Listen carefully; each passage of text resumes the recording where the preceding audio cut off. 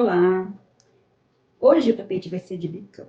Essa aqui é uma toalha de Oxford, verde e branco, várias estampas. Eu já fiz o acabamento, ó, com o próprio tecidinho mesmo da toalha. Uma vez eu achei 2 sacos amarrados pela boca, só dessas toalhas. De tudo quanto é cor de toalha. E agora, vamos começar. Eu cortei esses bicos com o tamanho de 13 de largura por 20. 13 por 20. Vamos ver o que vai ficar, como vai ficar. Eu acho que vai ficar muito lindo. Depois vocês descem lá nos comentários e falam se eu tenho razão.